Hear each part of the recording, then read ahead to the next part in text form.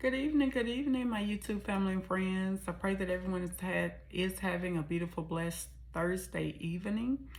And if you have not said it already, let's say it together. Thank you, Jesus, for another day. It is indeed a blessing to be alive. And try not to be long before you tonight, but um, this was in my spirit to share. I want to encourage somebody as always.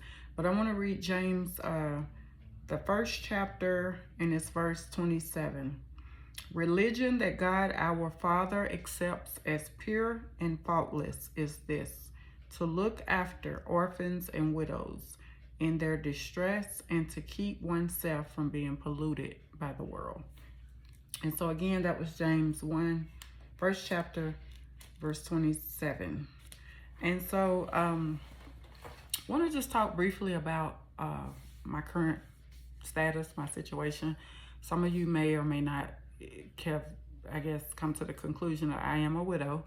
And my late husband passed away October 6th of 2021. And y'all, you know, it's been a journey. It's really, I uploaded a video way back, I think a year or so ago, talking about grief and, you know, the things that you have to deal with and go through. And, you know, I had never had to deal with anything like this. And this was just in my spirit. I was working today, and it's like the Lord wanted me to share this to help somebody, to encourage somebody, and then to, you know, if nothing else, to encourage myself.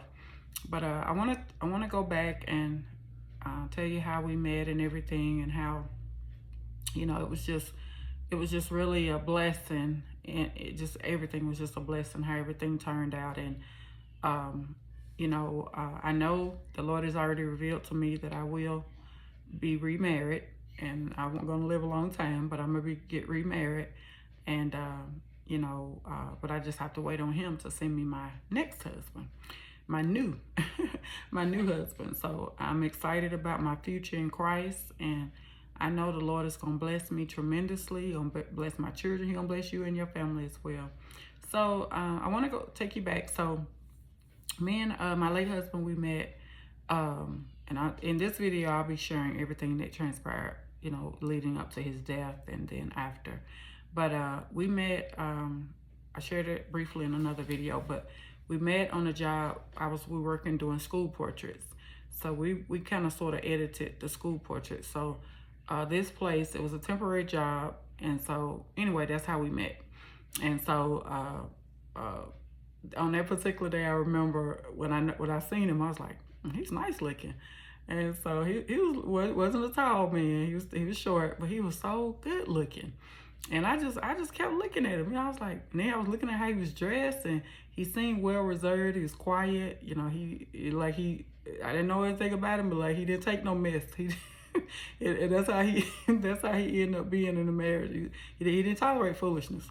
Don't come to him with foolishness. And so anyway, but I just noticed that right off the bat, that he was very quiet, just very quiet. I noticed he was sitting in the chair because we were all sitting around waiting to be photographed. You know how they photograph you for your ID, for your job or whatever. So that's what we was kind of sitting around in the room. I still remember that, sitting around in the room, and he was just sitting. You know, I didn't see him really talking to nobody. Few guys was talking to him, but he didn't seem interested. Like, he was just strictly there for business. He ain't coming to play. He came there to work and get out of there. So anyway, like I said, I noticed it because, like I said, he was nice looking, and how he was dressed and everything. So then came lunchtime, and you know how it is when you start a new job. Everybody are frazzled and trying to get, you know, you're trying to see who you're going to hang out with, who you're going to make friends with, whatever. And this is in the late 90s. And so at lunchtime, me, him, and this other young lady, we all walked out together. And I believe the young lady, she had already, I don't know if they had trained together, because I didn't train with him. I was sitting with somebody else. But I kept noticing him, and then doing the training, I couldn't stay focused, y'all. I knew that was going to be my husband. And so I don't know if she had already discussed that they were going to go get some lunch together or whatever. So, but anyway, all of us walked out together. And so we got to the car, and so she was like, he said, yeah, y'all can ride with me if y'all want to go to McDonald's. So that's where we ended up going, which wasn't that far from the job. And so just a little bit up the way. And so I remember her standing there, and she was like, should I sit in the front? Should I sit in the back? I said, yeah, you get in the back. I'm sitting in the front. So see, I was already claiming that seat. And so I sort of, and I, you know, that ain't even really my character. I didn't say it mean to her, but I was like very bold. Like, no, I'll help you out. You know, I wasn't mean to her. I was like, I want to sit up here. But I didn't do a lot of talking with him while we were going to McDonald's. We just kind of laughed, and it was general talk or whatever. And so anyway, we ended up making it back to the job. Our lunchtime was over. And so after that, and I like being honest. I just like telling the truth, because he used to tease me about this. He said, yeah, you was determined you was going to talk to me. Because it was just like, you know, I just knew. I knew what I knew or what I knew. You know, he's going to be my husband. And I don't know if you know, the Lord, I know the Lord he told me, you know, I feel like I knew he was going to be my husband. But, of course, I was doing what I wanted to do, too. You know, we all do that. So we left the job. I was, you know, everybody was leaving work or whatever. And so I noticed he had a sports car. And so I'm just going to be honest. I had a thing with car. I got a thing with car. I had the thing with cars back in the day. If a young man, had a nice car, that was just a complete turn on for me, because I'm like, ooh, that must mean he got a good job, or not necessarily, but you know, that was just one of the things. I was very materialistic. I'm gonna put it like that. I'm not like that now, but I was then. But I noticed he had a sports car, and I was like, wow, you know, I was like, because it didn't look like he just didn't look like that. But anyway, so it was time to go, and everybody was going in their cars or whatever. So this one particular guy, which I was trying to get away from, he was trying to, you know, strike up a conversation with me. I think he sort of liked me, but I was like, you know, go. You know, I got my eyes on this man right here. He's like a complete gentleman. And so anyway, while that guy was talking to me, I got, you know, he distracted me, and my late husband left. And so, well, I got in my car, and I ended up going, of course, I went the same way. he would later tell me, he said, yeah, you was stalking me. I said, no, I wasn't. I was like, I just knew, you know, I was new. I didn't want you to get away. And so anyway, it was an inside joke. We used to laugh about that all the time. And I said, well, you allowed me to. So anyway, we ended up stopping somewhere. It was a little bit way down the road or whatever. And I asked him, just faking it. I asked him where was a cellular phone place, and you know, a well-known cellular phone place. I think it was Cricket, and you know, I asked him where it was at, and he said, I think it's just over there, which it wasn't far from where we were at. And so anyway, that was my strike-up conversation. That's how I was trying to get a conversation going. So next thing I know, we ended up exchanging numbers and whatever, and you know, it went on like that. I mean, it went really fast, and he was just such a nice gentleman. We dated. We didn't date long. We dated for a few months, and next thing I know, we were engaged. And I met his ended up, of course, meeting his father is a minister, and so I was a little nervous about that. You know, when it was time to meet his parents and everything, and then he had siblings, of course. He had 3 brothers and a sister. And I was just real. I was like, you know, because in times past when I would date somebody, you know, I didn't ever meet nobody. Never met nobody. And that should have told me right there that I meant nothing to the man, the guy, because they didn't even care enough for me to meet nobody in their family. You know, it was just them. And so, and they had plenty family, you know. And so anyway, get back to the story, so testimony. So I met them and everything, and I told him, I said, so come to find out, after we got to talking, his parents knew my parents from way back when. My stepdad had a detail shop, and come to find out, he detailed my late husband's parents' car, their family van. And so anyway, he found out after we got to talking and stuff, and I was like, wow, you know. And then we kept talking and talking. We found out that they knew each other. We didn't know each other, but they knew each other. And so then the other part, when we had the bad car wreck accident in 1991 when I graduated from high school, his dad listen to this, y'all, how everything kind of played together. It was like it was destiny for us to meet. His dad came to the hospital because me and my mom were in the hospital. She had her ankle was messed up pretty bad. We were only two out the car that got hospitalized. My right hip got dislocated, and then this happened to my eye. I went through the windshield, but we were hospitalized, and so just make sure we were okay. We were okay, but you know, they transported us to the hospital. So you know, generally, whatever church you go to, the minister will come. You know, in the South, that's what they do. They'll come to the hospital, pray over you, and talk with you, and whatever stuff like that. And so, our minister, the minister that should have come, that we knew, and plus he was a family member. I think he was out of town. So my late husband's dad ended up coming. And so, anyway, we was talking about that after I realized that, because I think my parents or somebody reminded me. I said, yeah, he came to check on us when we were in the car wreck or whatever. And so my late husband, we asked his dad, did he remember that? And he didn't really remember it. But he said, seemed like I do. But he said, it's been a long time ago. I said, yeah, that was in 1991. So anyway, there was a connection there, but, you know, just a slight connection. So I was like, look at how things were going even before we even met, you know. And even in high school, we went to two different types of high school. You know, my high school was sort of labeled as low budget, not low budget, but just, you know, it wasn't like the top tier high school. You know, it was not such a good neighborhood or whatever.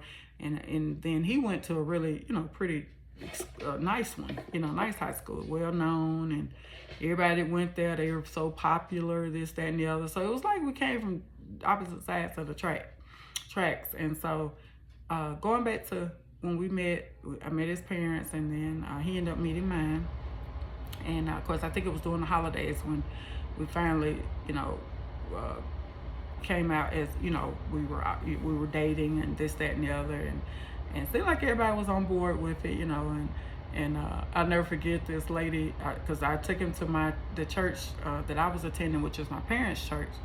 And then everybody was like, ooh, look at him, he's nice looking, you did good, you know. They were just teasing me or whatever. And then this one lady, me and her used to talk all the time, an older lady, she said, I know what got you, those eyes got you, didn't they? And I was like, yeah. I said, yeah.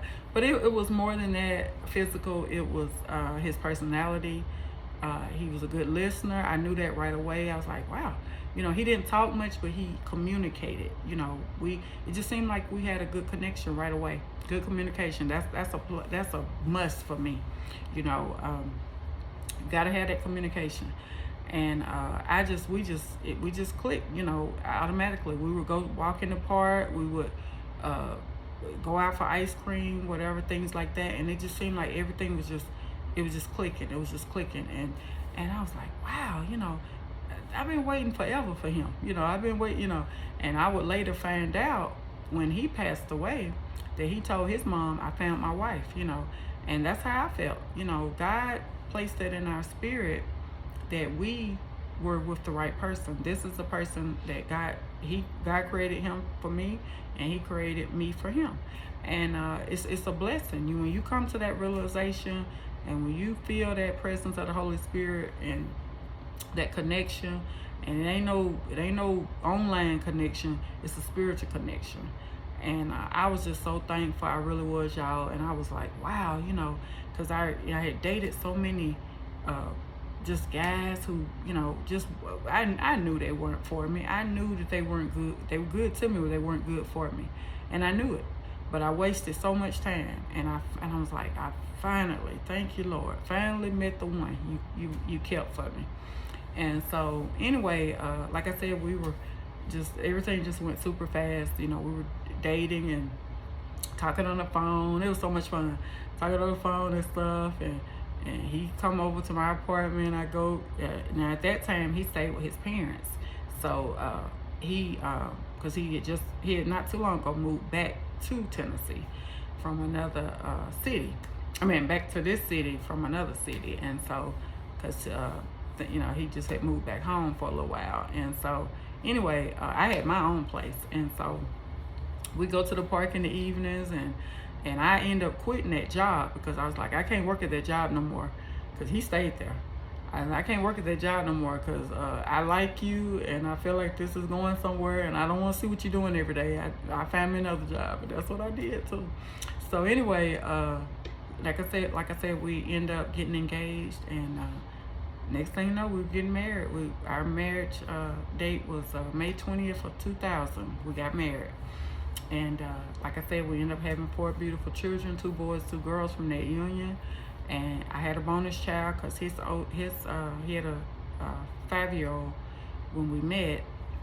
And I was a little whatever about that because I always used to say, you know, when I marry, I don't want the man to have no children, which was selfish. That's very selfish. But that's what I said because I didn't have any children. And I just didn't want to deal with, you know, any baby mama drama, any of that. But y'all, it didn't even go like that. His mom was just a blessing to me, and I pray I was a blessing to her. And we never had no conflict, never had no run-ins, none of that. You know, she lived in a whole nother city in Tennessee, and we did so. But still, we interacted. We get on the phone, say happy birthday to each other, and she asked me how was my children doing, and I, you know, we had a really good relationship, and we still do. I hadn't talked to her in a long time since he passed away, but we just had God blessed me with that because he knew I didn't want any drama. And I remember telling people at work, and this one lady said, "You don't ever have no run-in with her, or y'all don't get mad?" I said, "No, we don't." I said, "One thing, we don't even live in the same city." And I said, "Number 2, that ain't even my character." I said, "I respect her and she respect me. You know, she respected me as to, you know, her child's her child's father ended up marrying somebody else. It didn't work out with them. You know, they had a child together, but they didn't get married. But she ended up marrying somebody, you know, she's married. And they ended up having a child together. So God just works everything out. And like I said, it was never like that. But she was, you know, she was single for a little while. I think, well, when we were married, just for a little while. And then she ended up meeting her now husband. But, and they're still together as far as I know. But again, just smooth, you know, it was just smooth and no conflict, no, you know, that's my baby, you know, none of that, no back and forth stuff. It was just all love. That's what it was. And God really blessed me in that area. And then when she got married, it even went a little farther because her husband and my late husband, they knew each other from school. All of them was from the same area, went to school together, college. So, you know, it was just respect. It was just our respect. So that helped, you know, with my bonus child. It helped loving on him and making sure he was good. And it was just a blessing. But as time went on, and I'm doing my headband, y'all, because it's a little tight on my head. A little tight on my head. But anyway, as time went on, we ended up, you know, of course, kids would become older and things like that. We moved around and everything, and we finally ended up getting a nice house, and we called it the House on the Hill. And well, let me go back. So we got married, and I remember on that wedding day, I remember my mom had told me, she said, because I was so excited, y'all. I couldn't even sleep that night before. I was just so excited. And I remember my hairstylist, she was single, and she had told me, she said, "I can't believe you getting married." I said, "Yeah, I can't believe it either," because she had knew my history. You know, I dated a few guys that no, and no. And so she, you know, of course she did my hair, and she was just so happy for me. And she said, "I can't believe it." And she was single at the time. She said, "God gonna bless me with a husband too." I said, "Yep, he will. You gotta believe it though. You gotta trust him." And so anyway, we just had some really good talks about that. And so then trying to think, y'all, because it's so much I want to share. So after she did my hair or whatever for the wedding, and then the night before, me, my mom, my cousin, a bunch of people were at my mom's house because that was the night before the wedding. And we were just, you know, hanging out, sitting around the table, talking, laughing, and, you know, joking or whatever. And that was fun. And we were talking about him and his family, good things or whatever.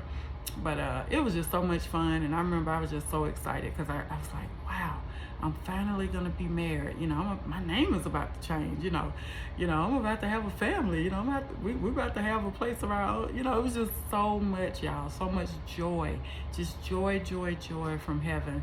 And I was like, Lord, this is what I wanted, because I grew up without a lot of stuff, and my mom was single until she met my stepfather. But God knew that's what I always wanted. I always wanted a unit. I always wanted to be married and have children under one roof. And I just, and he gave me that. He gave it to me. So anyway, for 21 years, we were married until he passed away. But I'm getting ahead of myself. So the night before we got married, like I said, I was just so happy and everything. And I remember my mom saying something to me that sort of stood out. She said, they always thought you wasn't going to be anything. And I was like, what? Who said that? But later I would realize that nobody said that. That's what she thought. She thought that out of her mind, out of her heart, because, how I was raised. I didn't have my biological father in the house, and she struggled raising me and this, that, and the other. So to be honest, when I met my late husband, it looked like I was coming up. I was coming up and coming out. Like, ooh, she done made it, because they had nice things, and his parents had a nice house, and way nicer than what I grew up in. So that's what it looked like on the outside. But, I grew up under love, and I grew up under, joy. But to the physical side of it, I grew up poor, physically. But spiritually, God gave me everything I needed, and he was taking care of me. But anyway, we were just, they were, like I said, it was a thing. When she said that to me, I was like, who said that? And I remember sharing it with my late husband, and he said, she said that. She thought that. I said, yeah, she did. But I said, it's okay. It's okay. God always proved others wrong about his children. And a lot of times people think we're not going to turn out to be nothing. And well, this is how it's going to be. This is how, I didn't have nothing. You ain't going to have nothing. But that's not how it works. Because God can bless. He'll bless. He can bless anybody. He bless anybody. And he not only bless anyone. He not only gives us what we need. He gives us our desires of our hearts. When we keep our heart and mind stayed on him, he'll take care of us, through growing up or whatever it is. He will take care of us. But yeah, when she said that, I was like, wow, So a lot of times what come out, people just say what's on their mind. That's how they are. So that was my mom. And so here comes the wedding day the next day, and we end up getting married at the church that I was attending, which is my parents' church. Now, his dad had a church that he ministered or preached at, but that was my choice, because he asked me, he said, where do you, and I said, yeah, we can get married at, I would like to be married at my parents' church, because that's where everybody, I knew, and my family knew, and I knew, so I was like, he said, okay, yeah, that's fine. He was real easy going about it. But y'all, that day, when those doors flung open and I walked down that aisle, and I was like, whew, it's like the longest walk ever, but it was so much joy in my heart, because I was like, I'm really about to be married. I'm married now, y'all. I was just so happy. And I was looking around, seeing people I worked with, they came, and people that went to that church, people from Georgia, family, everybody wanting to come and see this wedding, because they just wanted to see the wedding, and it was really nice. It was beautiful. And so anyway, after the wedding, of course, we had the reception, and my half stepsisters, they helped with the wedding and things like that. So I didn't really have to do much of anything. But it was just such a blessing.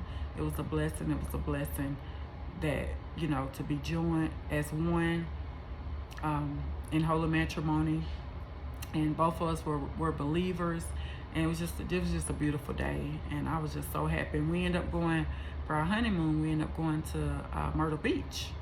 And we went there, and I can't remember how we ended up coming up with that place, but like I said, he used to work for a travel agency back in the day, and so I think he may have come up with that. But we ended up going the weekend we went, which is the weekend we got married. We ended up going I think it was bikers weekend or something. So we had to deal with all that, but that was okay. We still had fun. We had a nice hotel we stayed in on the beach, and it was just really nice. And just such a blessing, y'all. It's such a blessing. And of course, as that was when we first got married. Everything is so, you're so free, you're so this, you're so that. And then here come the babies, here come the, children and struggles and disappointments, this, that, and the other. So fast forward, uh, we ended up, like I said, we moved around a little bit, and then we finally settled down because we had, we fell on hard times a lot of times. We did the best we could. We'd be in a townhouse. Then we end up getting we always was renting. Seemed like we was always renting. And then the Lord blessed us for almost I think it was 18 years. We landed a house. We stayed in that nice house, which was the house that we moved from before we moved to the Colorado. Really nice house, and practically new. And we ended up buying that house, and we owned it when he passed away. But I want to share with you all what happened, because like I said, all the kids are grown now. My youngest daughter, she's in college. She's 18, but everybody else, everybody's grown. And of course, I got my other son, my little puppy, German Shepherd.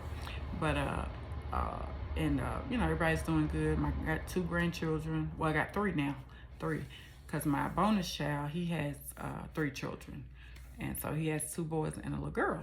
So it's just a blessing, I'm just so thankful. My late husband did not live to see the last grandbaby, the little girl, but of course, he was able to be around the other 2 and, see them get big and everything. But so I want to share what happened. So we all got sick with COVID, and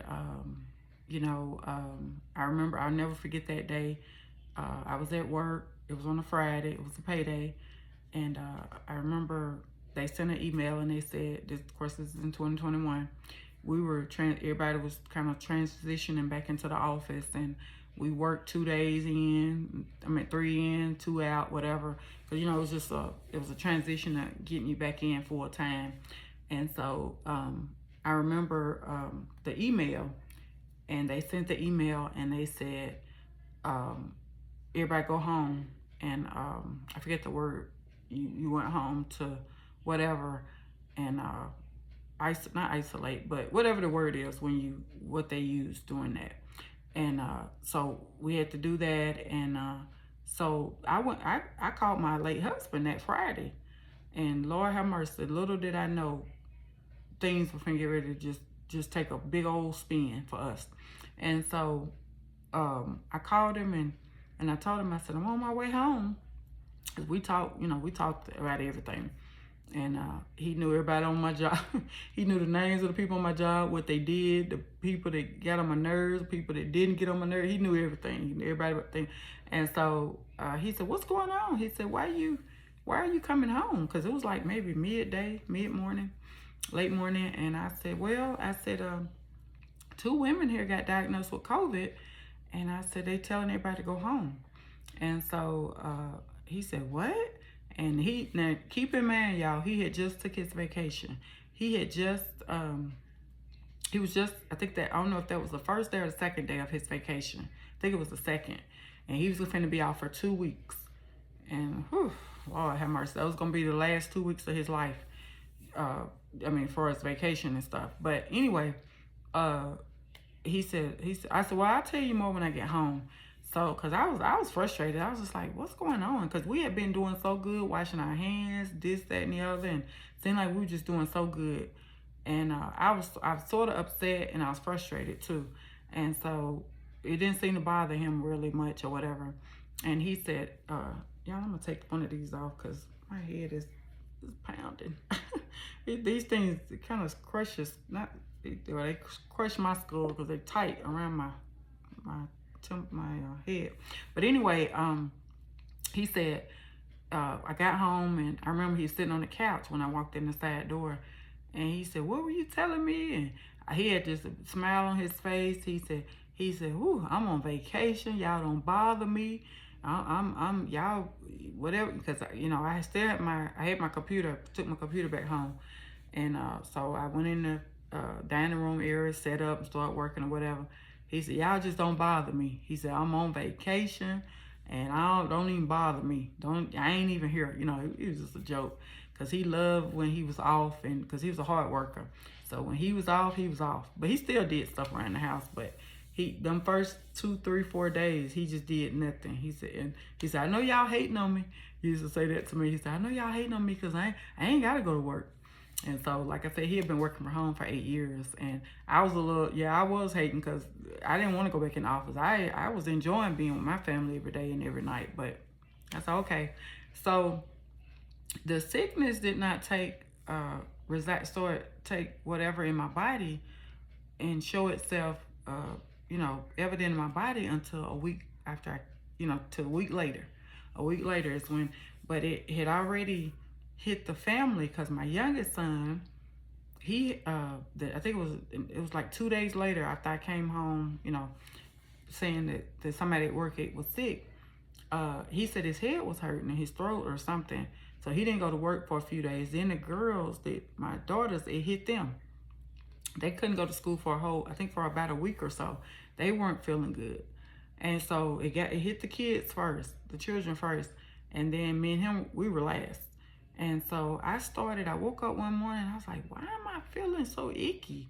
And I was in denial. I was trying to shake it off because I was like, this can't be what it is. It would have showed up earlier than what it did. But that's what it was, COVID. And it took a big turn. It went down real fast. And my throat was hurting. I had that metallic taste in my mouth. I didn't have no appetite. I just didn't want to even really eat or drink nothing. And I was so weak. I was super weak. And he was like, what's going on with you? And I said, I don't know. Like I said, I was in denial. I did not want to say I had that. And I said, I don't know. I think I'm catching a cold. It wasn't a cold. It was COVID. And so, but I had brought it home to the family because, it was airborne. I got it from work. But it didn't hit my body until a week later. So that's why I didn't think that's what it was. And so anyway, me and him both, we both really were in denial because he didn't really want to talk about it. But I was like, I don't know what's going on. And he said, well, you need to go up. So this one particular, which was the Friday, after the Friday I came home, a week later, I couldn't even hardly finish my work day. I was determined I was going to sit at that desk and finish that work day out. But I was so weak, y'all. I said, I don't know what is going on. And I couldn't even hardly sit up. I was just like, and I was like, oh, maybe I just need to give me some juice or water and just go upstairs and lay down. I think I just need to rest. And so I normally, when I get off work, I sit in the living room and me and him cuddle up and talk and laugh and watch something on. We always watch Judge Judy or Paternity Court, just watching stuff together. But that Friday night, I didn't even want to, I barely could walk, get up out the desk chair and walk and go upstairs. And I said, I talk to you tomorrow. I said, I am weak. I am so weak. And he said, yeah, you need to go upstairs and lay down. And so I went upstairs and got in the bed. And he said, you need any medicine? Because he was very caring, y'all. He said, you need anything? I said, I'm just weak. I said, and I think I got me some orange juice or something. So he was trying to help me feel better, whatever. Y'all, that was going to be the beginning of the end of what was going to happen to us. And I laid around this was, like I said, this was that following Friday. And then, what was it, Saturday, Sunday, Monday of that next week, or the days after that. And then I believe that was, it was right after that, the next week. So that happened, that was Friday. So that whole weekend, I wasn't feeling good. Then Monday came, and that's when he said to me, he said, I think we got COVID. He said, I think we need to go get tested. And I said, you think we? He said, yeah, we need to go get tested. So everybody in the house went and got tested, and which you probably should have did it way before. But like I said, we were in denial. And so we hadn't been around nobody, and I didn't think nothing about, but see, I already had got exposed from those 2 women at work. And so y'all pray with me on this, because I remember this like it was it was today, because it was just, it seemed like everything just went super fast, everything that happened. And so anyway, I went, I'm trying to think, what was I saying? So I wasn't, yeah. So we went in, the whole family went and got tested, and yes, everybody had it. And so we, separated, whatever. The kids stayed in their rooms, whatever, kept washing our hands, whatever.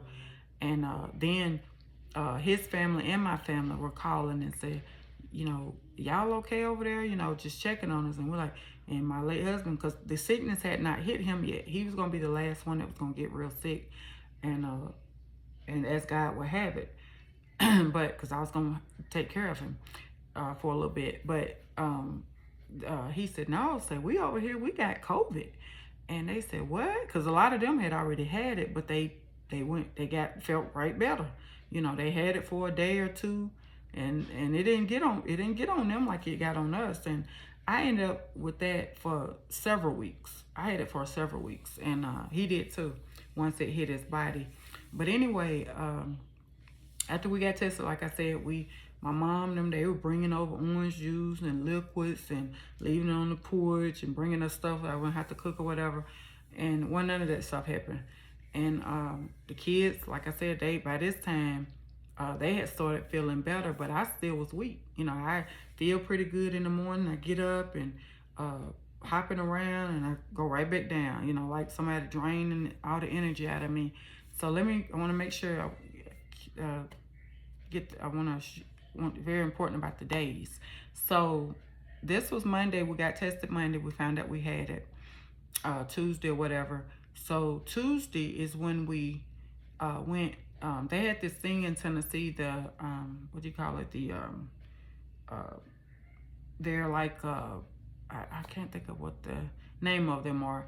They're mobile units. So where the nurses, you can go in there and get tested for different things. So they had a bunch of them. I'm sure they had them all over United States, but they had them in Tennessee, and this particular one was on the parking lot of a hospital.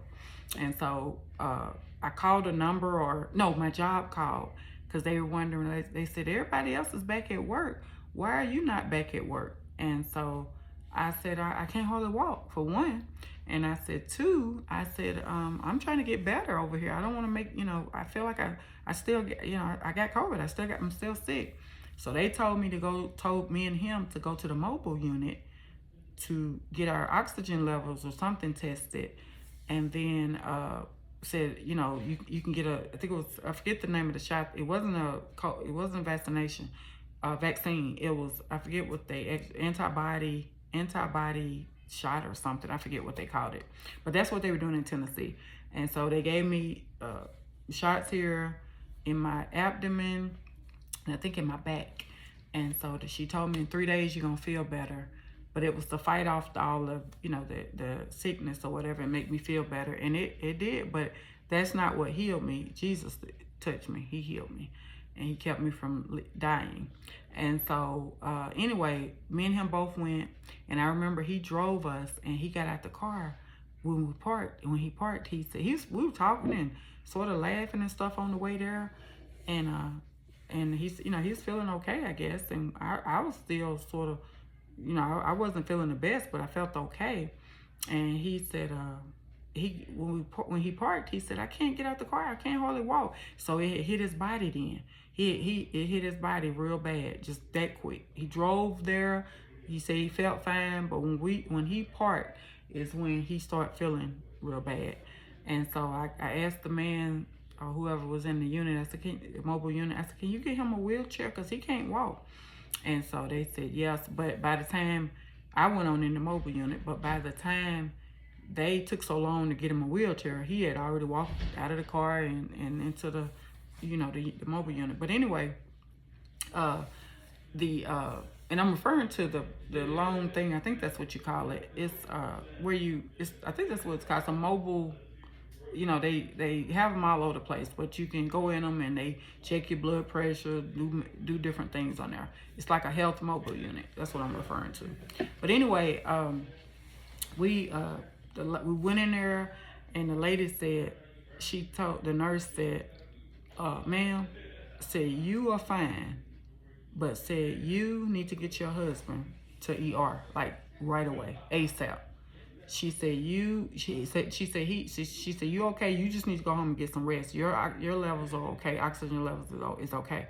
But his is way low. And so you need to get him to the emergency room fast as you can. So he still drove home. He said, I'm fine. I can drive home. And I said, you sure? He said, yeah. But I could tell he was going down. He wasn't, I could tell in his eyes he wasn't feeling good. But he's trying to be strong. So we got back to the house. And my youngest son come out there, because I told him, said, come out here and help your daddy. And I was so weak, y'all. I was super weak then. And I said, take your dad on to the hospital and go in and get him a little bag. So my youngest son fixed him a bag and for the hospital, you know, and stuff, because we didn't know how long he's gonna have to stay. Well, this was Tuesday. So he ended up staying Tuesday night, Wednesday night, Thursday night. And he came home Friday. They discharged him on Friday. And y'all, I'll never forget, he FaceTimed us on, it was, I think it was Thursday night, Thursday or something, because I couldn't really talk to him because, you know, where he was at in the hospital or whatever, you know, I don't know if y'all remember, but it was just hard to speak to your loved one. And I had to call every morning, checking with the nurse to see, you know, is he okay? What's going on with him? How's his vitals today? You know, because he had diabetes too, so that's what was going on too. So there was a lot of stuff going on, and he was fighting, doing the best he could. So the nurse would give me a little mini report or whatever, and I felt like I wasn't getting, you know, all the information I needed, but, you know, I was like, well, I guess that's all they can give me. And so, but he called me and he FaceTimed me, and it was one of those nights before they discharged him, and he was crying. You know, he said, I'm laying here in my feces, and said nobody's come to clean me up or nothing, and because he was weak, he couldn't do anything. And he said, I'm just sitting here, I'm laying here in the bed. And it just hurt my heart, because, you know, this is a man who would do anything. He'll give you the shirt off his back. He'll do anything for anybody. And I'm like, why is he being treated like that? But it wasn't personal. It was just they were understaffed. You know, it was a lot of stuff going on. I'm not making an excuse, but, you know, that's what it was. And, you know, and it hurt my heart to see him crying. And I think, you know, he knew he wasn't going to be living much longer, but you know, it just really hurt my heart to see him crying. And he's such a wonderful man, and a good-hearted man, kind-hearted man, and just selfless. And to see him crying, that just did something to me. But he wanted my youngest daughter to pray with him. And she went upstairs. She didn't, you know, I said, go upstairs and pray with your daddy. And she prayed with him, because him and her were super close. They would be the two to get up early on Saturday morning. Everybody else be sleep. Everybody else be asleep, and they get up on Saturday morning and they eat their eggs and sausage and bacon and toast. And everybody else getting up. We late, the late people. We getting up like, where all the breakfast go to? And he said, that's what happened when you sleep late. You miss the good stuff. So that we laugh. We always laugh about that. But they always would get up. He was an early riser, and she was too. And I said, why y'all always gotta show up everybody? And, you know, Saturday, he knew, and all my children knew, everybody knew. Saturday, Monday through Friday, I'm rushing and I'm hustle and bustle. But Saturday morning, because see, Sunday was church all day just about. But Saturday, that was bomb day for me. That was lay around day, do nothing. And when I say do nothing, I mean do nothing. I wouldn't get up a lot of times, 12, 1 o'clock. I don't do it anymore. Every now and then I do it. But, you know, it was just a thing I did. That was my gift to myself. I'm like, every morning I'm getting up at 5:30. You know, can I get one day? So anyway, just to give you a little background with them, they were real close, and they got up early and stuff together, and they were just super close toward the end. And he always called her, he said, baby, he didn't say baby girl, he said, he called her, it was a little nickname he used to call her all the time, baby bird. He said, baby bird. And so, anyway, yeah, so he, like I said, trying to remember where I was at, y'all. So when he got, like I said, he got sick. When he called me and was crying, and he said that, you know, they were not treating him, I mean, not taking care of him like he should have been. So I got sort of got his family involved and was telling them, because I was letting them know. And like I said, it was just hard to see him and get to him. We had to just, that was our mode of communication, means of communication, and FaceTiming him, you know, because that's the only way he had his phone or whatever. But we were just trying to keep afloat of what was going on. So we found out that he was coming home. He came home Friday. He came on Friday. And I was so happy, because I was trying to get me, that's when I was sort of coming back around. And from that antibiotic thing they gave me, I started feeling better. You know, I started trying to clean the house. The house was a mess, because we had been sick. You know, we'd been sick for so long. And I was trying to muster up strength to get clothes washed, this, that, and the other. And I remember, just to give you what type of man he was, and husband and father, our washer and dryer, before we all got sick, it had went out. I think it was the dryer had went out. And he was so, even in his sickness and even in his, what all he was dealing with, you know, not feeling well, this, that, and the other, and going through all of this.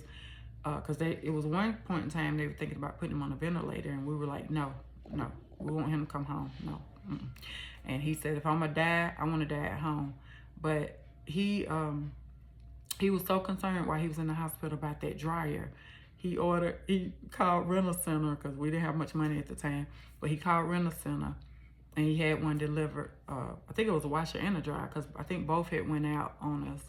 And our clothes had been sort of piling up. Like I said, the house was a mess, y'all. It was a mess. And, you know, but I was doing the best I could. And at that time, when we got sick, you know, we was low on money anyway, just trying to make ends meet. And it was just, it was just a lot. But God got it. He helped us get through everything. And so they brought him home by ambulance Friday. I think it was like midday Friday or late afternoon Friday. And me and the kids were so happy that he was coming home, because I was like, okay, you know, we just need to take care of him and get him back. You know, he gonna get back to where he was at. Well, that would not happen. And so we ended up getting hospice. The only way we could get him home was through hospice. So hospice stepped in, and they brought the bed, you know, the commode, bedside commode, the night table or whatever. And then I'm trying to think what else they brought. I think that was it. And I think it was a chair or something. But anyway, they would come in, you know, check his vitals or whatever. Like I said, that was the only way we could get him home. And so we just had to adjust to this new, you know, what we was going to have to deal with. And so we rearranged the living room or whatever. And he was, you know, I could see it in his eyes. He didn't like me having to take care of him, or even the children.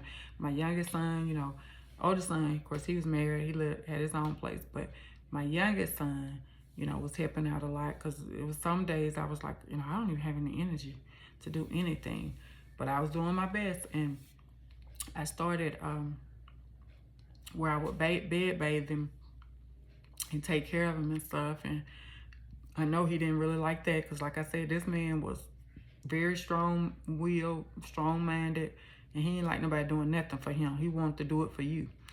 But I said, turn over. Let me bathe you. You know, we just kind of laugh or whatever. But I remember this one particular day during them last days before he was gonna leave this earth. It was because he passed away Wednesday.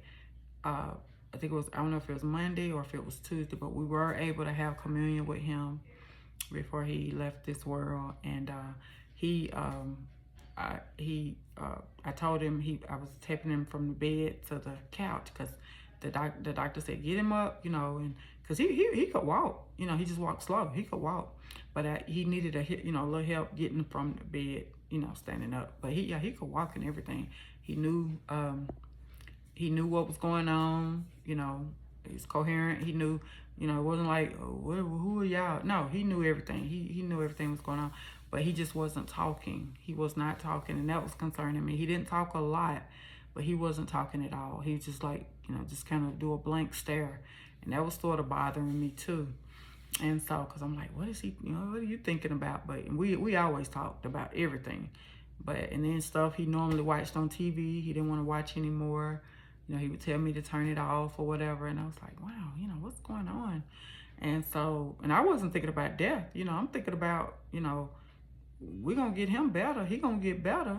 And we're going to get through this thing. But no. And so the last few days, like I said, we ended up having communion with him.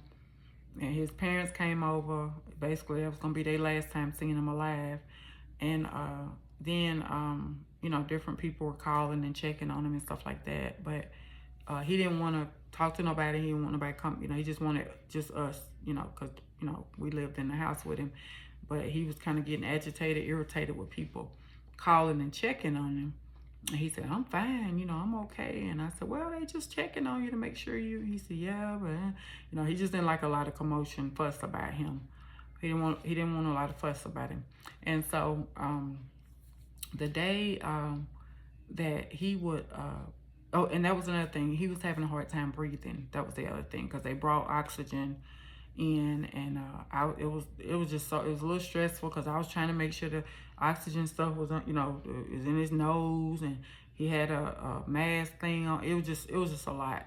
But we were getting where we knew what to do and how to do it and this, that, and the other. But it was getting to be a lot. But we were here, you know, we were there for it. You know, I wasn't feeling the best, but the kids were helping. The girls were still in school, and I was trying to keep stuff as normal as I could for them. But again, you know, it was what it was. You know, they come in from school, they see their daddy, you know, laying in the bed sick. You know, some days he'd be sitting up, some days he'd be laying down asleep, turned to the wall or whatever. So, and I remember one day he told me, he said, tell them to go upstairs. And I said, why? I said, they want to be down here with you. He said, mm-mm. He didn't want them to see him like that. Like I said, he was a strong-minded, strong-willed person.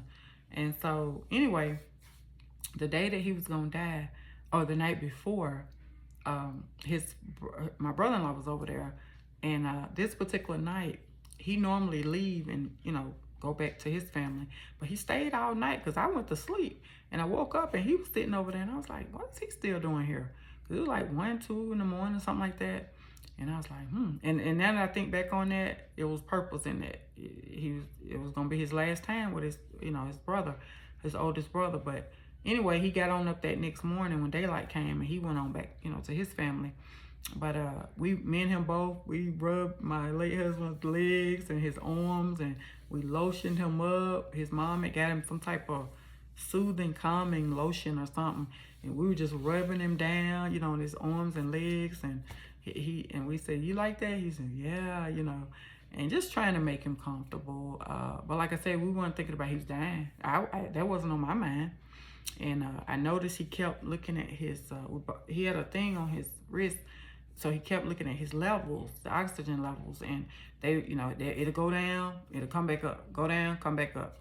And we had the little monitor thing on him, and I noticed it seemed like there's one time I noticed he was looking at it.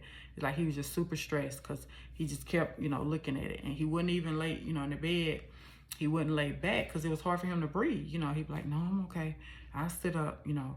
So he couldn't even really be at peace, because, you know, he couldn't breathe, one, and he just wasn't feeling good. And so anyway, the day that he was going to pass away, which was Wednesday, October 6th of 2021, and he died right there in the living room. And I got up. He told me he loved water. He always wanted water.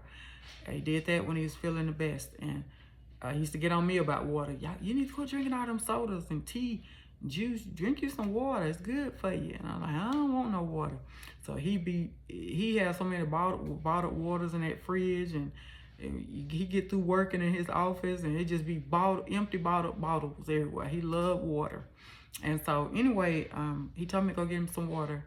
So from his chair where he was at sitting to the kitchen was just a few steps. And not probably what I was gone maybe 4 minutes, maybe not even that long. And I went in and fixed him a good big tall glass of ice water.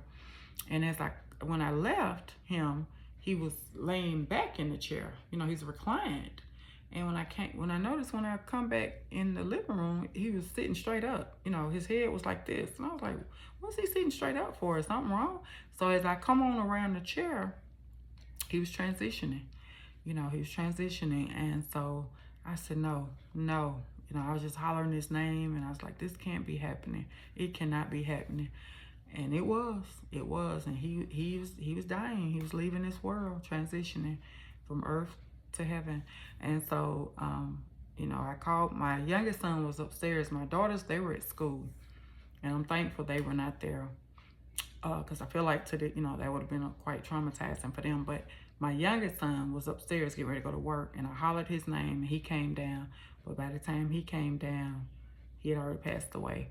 And you know, I called 911, and they were like, you know, is he responsive? You know, do this, do that, do CPR. And I said, ma'am, he's gone, he's dead. I said, he's no longer here. And so she was, you know, I know it's their job, they have to ask all that. But by that time, I was still on the phone with her, and then the responders, they came, and he was gone, y'all. And but he was at peace. There was literally, as he passing away, there was a tear coming out his eye, and I know, you know, I said, you know, I always say he must have seen the face of Jesus, and because it just seemed like he was in so much peace, and you know, it was a peaceful transitioning. But I went over there. I remember after they came and got him and everything, I just kind of sat and looked at the chair he was in, and I was just trying to process everything, because I was like, what just, you know, what? Because I used to work in a nursing home years ago, and I had witnessed this before. You know, they pulled a curtain when one of the patients passed away or whatever, and you know, you clean them up, and then the people, whoever come get them, funeral home people come get them, and it's very private. It's very, you know, secretive or whatever. But this was firsthand. You know, this is my husband, so I was like, whoa, you know. And so I went over there, and I remember sitting on the couch, and I was looking out the window and just staring out the window, you know. And then what really made it our reality was when my sister-in-law called, and she said, what funeral home? And I said, whoa, you know, because they took him to the nearest little hospital that was nearer to our home. And they was trying to revive him and stuff in the ambulance. But he was like, I knew, you know, I was like, he's gone. He's gone. You know, he's at peace. He's with Jesus now. But, you know, I know, like I said, I know they have to do that and everything. But it was just, it just went really fast on that Wednesday. It went, you know, seemed like things were going pretty good, and things were working in our favor as it seemed. And then it took a turn. You know, it took a big turn. But as God was still in control over everything. He was in control of it all. But I remember sitting there, and I was just like, who's gonna be my best friend now? You know, who's gonna be my person I can sit and talk to, you know, tell everything to? Who's gonna do that now? And the voice of Jesus said, said, I've always been here for you. You know, you gotta look to me now.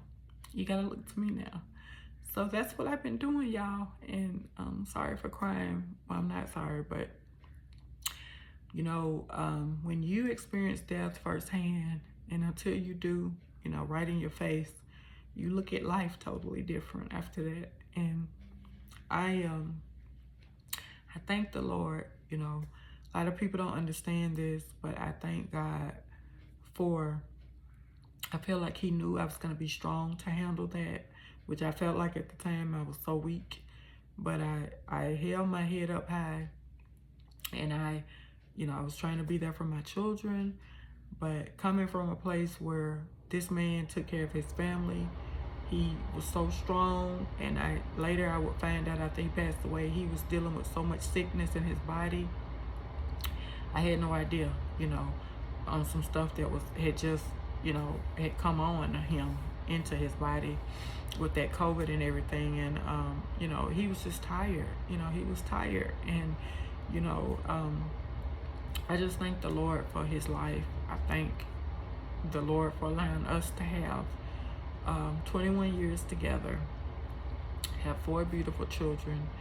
And I just couldn't have asked for a better man, a better spouse. You know, never said hit me, never hit on me, never did anything mean to me. We had our arguments, we had our spats, but we always loved each other. And I remember telling him, it was the leading up to his death, one of those days, I can't remember if it was Monday or Tuesday, but I told him, I said I love you. He said, I love you too. And that just, I think about that. The Lord allowed us to say that to each other, and I didn't know, he was getting ready to die. I just, like I said, I had high hopes. I thought he was gonna get better. I thought, this was gonna be a miracle. It's gonna be a miracle. God was gonna turn it around. But he still made it for our good. I don't regret anything that happened. I'm not mad at God. I'm not angry at God. I was talking to a lady today at work, and she was saying how, she said she was praying blessings over me and my children, and I said, yeah, God's gonna take care of us. And I said, I will remarry. I said, but this next man is gonna have some big shoes to fill. I said, because I was very blessed to even meet him, my late husband, and have children with him. And like I said, we had such beautiful talks, and I felt like, he was my best friend. And we sit on the couch, y'all, late at night, just talking. Sometimes the TV be off, we just be talking about stuff, and he gave such good advice. So I'm thankful. I'm so thankful to have even met him. And I found a card that he had given to me years ago. It was I think it was for Valentine's Day, I believe. And he was saying how he was so fortunate and blessed to meet me and to marry me. But I felt like I was the one. I felt like I was the fortunate one, the blessed one. But y'all, I wanted to share this in its entirety because the Lord is really dealing with me doing this today. I got a little choked up today, because I miss him. I really do. And I know God is still healing me. He's still healing me, And I thank him for his healing each and every day. But, some days I feel like, okay, I'm good, and it just hit me. It hit me like a ton of bricks. And I was sitting working. I was at work today, and I just, sometimes it just comes out of nowhere, and it hurts. It does. But like I said, God is with me. God is with you, and he's gonna get us through whatever we have to get through. He's gonna help us get through, all these situations we gotta go through. And I just, like I said, I miss him so much, but I know where he's at. I know we're gonna see him again. I know he's in heaven with Jesus, and he's rejoicing, and he's watching over us with all the other angels. And I just, like I said, I'm so thankful. I really am, to have even met him. And the Lord allowed us to marry for 21 years. And, we got beautiful memories of him. And, he was 49 years old when he passed away. And, I just, seeing a lot of couples and stuff here, in Colorado, I watch stuff on TV, and I'm like, Lord, Lord, I'm not complaining. But I said, you know that I enjoyed being married. You knew that I honored my marriage, But God said, I'm working on something for you. If you just be patient and trust my timing. So y'all, I'm gonna close out. I thank you all for listening. Sorry, again, I'm not really apologizing for crying, but it's just, it gets to be a little overwhelming sometimes, because, like I said, when you've been with somebody for so long, and, something happens in your life, and you thinking, well, we're gonna come out of this. We're gonna get through this. And, I always think about the day, that morning, when he said that to me, that Monday, when he said, I think we got COVID, and I had no idea. One of us, somebody in that house was not gonna be, some weeks later, was not gonna be alive. Somebody in that house was gonna pass away because of that. And it never crossed my mind. It never crossed my mind. But one thing I want you all to know is that God is still in control over whatever situation we find ourselves in. He already knows what's going to happen. He knows everything. He's omnipotent. So continue to trust him. I pray for anybody who's going through death, who have had to go through death, who's still dealing with grief. You know, I just pray blessings and peace over your life. And know that God has you. He has you in the palm of his hand. He's going to take care of you and your family. But you got to trust him, and you got to turn it all over to him. And he's going to heal. He's going to heal you day by day. Day by day, he's going to heal you. It ain't a suddenly thing. It's a process. Grief is a process. So thank you all for listening. I pray this video blessed you in some type of way. I love you, but remember, Jesus loves you so much more. The best is still yet to come for you and for me. God bless you. God keep you is my prayer.